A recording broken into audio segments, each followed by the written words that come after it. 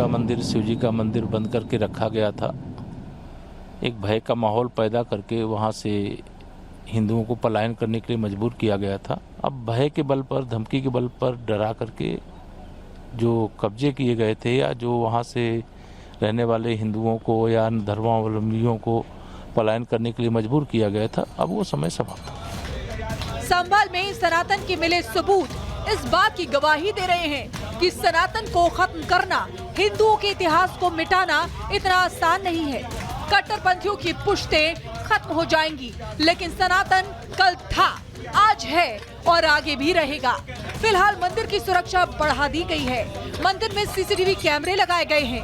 Police सुरक्षा में कल से तैनात है। तो वहीं अब इस सवाल का जवाब भी ढूंढा जा रहा है कि किसकी शह पर मंदिर को मिटाने की साजिश रची गई। Bureau report, Republic Bharat.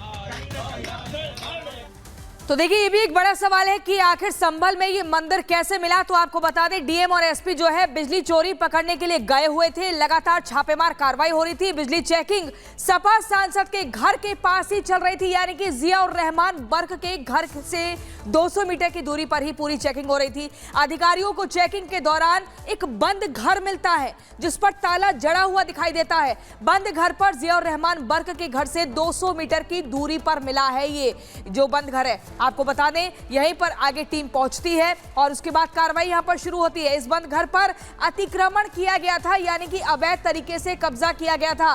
प्रशासन ने जब इसे खुलवाया तो इसके अंदर मंदिर निकला। हर कोई चौंक गया, हैरान हो गया कि आखिर किस तरह का अतिक्रमण है, यानी कि मंदिर के ऊपर अतिक्रमण किया हुआ था। मंदिर के अंदर प्राचीन शिवलिंग मिला है जो लगातार रिपब्लिक भारत पर हम आपको बीते दिन से दिखा रहे हैं। हनुमान जी की एक विशाल प्रतिमा मिली है जो पहले खंडित थी, लेकिन अब उस पर पूजा पाठ की गई है, चोला चढ़ाया गया है। शिवलिंग के पास नंदी की मूर्ति भी मिली है, यानी कि यहाँ शिवलिंग है, उनके ठीक सामने ही नंदी महाराज की मूर्ति है। गणेश जी की प्रतिमा भी मिली है, यानी कि पूरा शिव परिवार इस मंदिर के भीतर देखा गया है। और साथ ही फिर वहां पर जो पुलिसकर्मी मौजूद थे उन्होंने पूरा मलबा हटाने का काम किया। प्रशासन ने तुरंत मंदिर की साफ सफाई करी और लगातार वो साफ सफाई काफी देर तक चलती रही। मंदिर में सीसीटीवी कैमरा भी लगाया गया है ताकि जो भी हलचल हो सब कुछ रिकॉर्डिंग होती रहे।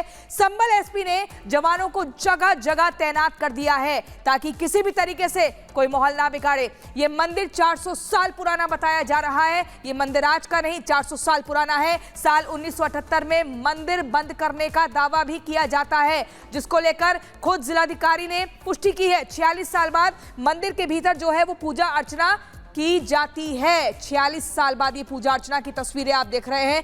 हर कोई हैरान है। योगी आदित्यनाथ भी कह रहे हैं क्या प्रशासन ने रातों रात ये मंदिर खड़ा कर दिया। तो देखिए, पूरी क्रोनोलॉजी तो आपने समझ ली कि आखिर हुआ क्या कुछ है, लेकिन अब चलिए सीधे ग्राउंड पर चलते हैं। हमारे दो सहयोगी हमारे साथ जुड़े हुए हैं, जतिन और हमारे साथ काजल जुड़ी हुई हैं जो कि इस वक्त संभल में मौजूद है।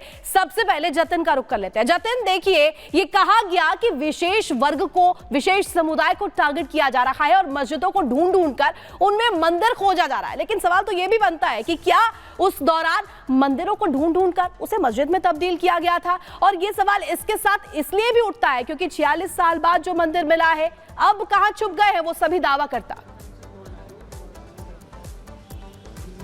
आज बिल्कुल, देखिए, जब से ये मंदिर मिला है उसके बाद से जो लोग अलग अलग तरीके की बातें करते थे, एक विशेष समुदाय को टारगेट करने की बातें करते थे, उन लोगों की तरफ से कोई प्रतिक्रिया नहीं आई। लेकिन हो क्या रहा है, ग्राउंड पर आप ये देखेंगे कि जिस प्राचीन कुएं का जिक्र किया जा रहा था उसको लेकर अब एडमिनिस्ट्रेशन खुदाई कर रहा है। और आप देखेंगे तकरीबन 5 फीट के आसपास जो खुदाई है वो लगभग की जा चुकी है और जेसीबी के जरिए, बुलडोजर के जरिए खुदाई जो है वो की जा रही है। लेकिन कॉन्स्पिरेसी किस लिहाज से होती है उसको आप ऐसे समझिए कि ये जो घर आप देख रहे हैं, इस घर की दीवार अब एक तरीके से खड़ी कर रही है, आप दीवार बनते हुए भी देख रहे हैं। इस कुएं के ठीक सामने ये मेन गेट हुआ करता था। ये एक घर बताया जा रहा है किसी लोकल का, उसने इस कुएं को कवर करने के लिए एक चबूतरा बना दिया गया था, एक पूरा रैंप यहाँ पर बनाया गया था कि कोई भी अगर अंदर जाएगा तो इस रैंप से चढ़कर इस गेट से होता हुआ घर के अंदर दाखिल होगा। लेकिन अब इस गेट को बंद कर दिया गया। एडमिनिस्ट्रेशन ने भी बोला और जो जिनका ये घर है उन्होंने भी बंद किया है। लेकिन अब हो क्या रहा है कि आप ये देखेंगे पूरे कुएं को खोदा जा रहा है, सबूत यहाँ से जुटाए जा रहे हैं और किस तरीके से रैंप बनाया गया था उसकी तस्वीर आप ऐसे देखेंगे कि सड़क के इस तरफ अगर आप देख रहे हैं तो टाइल्स लगी हुई है,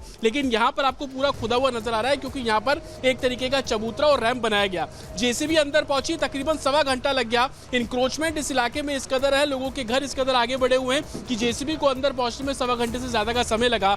जब एडमिनिस्ट्रेशन यहाँ पर पहुंचा था, उन्होंने जो ड्राइव चलाई थी वो बिजली चोरी को लेकर चलाई थी, लेकिन जैसे जैसे वो पहुंचे तो उनको पता लगा कि अंदर एक 46 साल पुराना जो मंदिर है वो छुपा हुआ था। मंदिर को कैसे ढका गया ये देखिए, मंदिर के ऊपर आपको शिला नजर आ रही है, साफ तौर पर पता लगेगा कि ये मंदिर है, लेकिन दीवार से कवर करके इसको ढका गया था। और जितनी जगह पर आप देखेंगे कि यहाँ पर जो आपको टूटा हुआ नजर आ रहा है, ये दरअसल एक तरीके से दीवार यहाँ पर खड़ी की गई थी।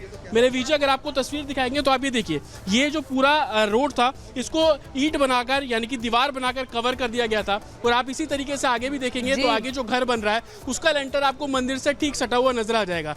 तो इंक्रोचमेंट पूरे तरीके से यहाँ पर किए गए और अपने दर्शकों को मंदिर के अंदर के दर्शन भी करा दे। आप देखेंगे जब से पता लगा अभी यहाँ पर दर्शन करने पहुंच रहे हैं, तमाम जो श्रद्धा है लोगों की इस मंदिर को लेकर है, वो लोग भी अब सामने आ रहे हैं जो कि 40 साल पहले पलायन करके यहाँ से चले गए थे। आज रुद्राभिषेक किया गया। सामने आप भगवान हनुमान की प्रतिमा देखेंगे, एकदम प्राचीन आपको वो प्रतिमा दीवार से बिल्कुल सटी हुई नजर आ जाएगी।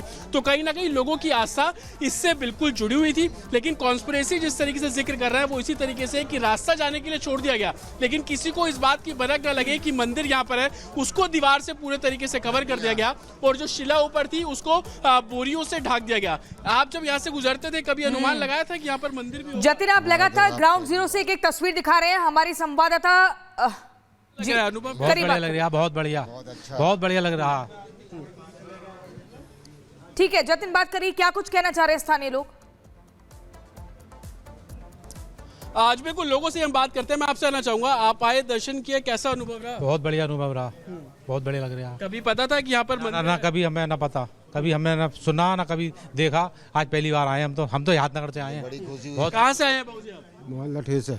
कैसा अनुभव रहा? अंदर दर्शन किया आपने? बहुत बढ़िया दर्शन। पता था यहाँ मंदिर है? हमें छुपाया पता हुआ है, नहीं हमें ये पता था यहाँ पर मंदिर है पहले से मंदिर, क्योंकि यहाँ बाल विद्या मंदिर का जो फेमस स्कूल है यहाँ का वो पहले यहीं पे शुरू हुआ था, तो हम आके खेलते थे यहाँ पे सभी। कितने साल पुरानी बात बता रहे हैं? ये कम से कम होगी 55-60 साल के आसपास। 55 साल। जब आप मतलब छोटे थे तो बहुत खेलने छोटे। आते थे। लेकिन उसके बाद लोग आते क्यों नहीं? स्कूल पढ़ते थे ना तो इंटरवल में आए थे हम खेलने। हमारे दोस्त वगैरह रहता था, एक रसोई परिवार रहते थे यहाँ पे सब। तो क्या डर था लोगों के बीच में? सन 78 के बाद यहाँ पलटा खाया सब। उसके बाद जो 78 में जो बलवा हुआ उसके बाद लोग बाग कुछ घबरा गए यहाँ के, वहाँ से पलायन किया लोग। पलायन किया यहाँ से। 78 के बाद पलायन हुआ लोगों का? बड़ी हाँ सर, बहुत अच्छा लगा सर, हमें तो बहुत बढ़िया लगा।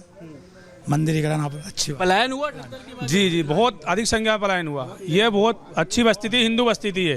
पर यहाँ पर जब 78 के बाद हमने सुना अपने दादा दादी जैसे कि यहाँ पे हिंदुओं को जिंदा जला दिया गया था, तो यहाँ से मजबूरन पलायन करना पड़ा लोगों को। यहाँ पे ये जो घर आप देख रहे हैं ये दरअसल घर भी एक हिंदू परिवार का था, जो तकरीबन 17 साल पहले वो आखिरी परिवार बचा था, तो वो लोग छोड़ के चले गए। बाबूजी, क्या बोरियां ढाक की दी गई थी मंदिर के ऊपर, शिलाओं के ऊपर? बिल्कुल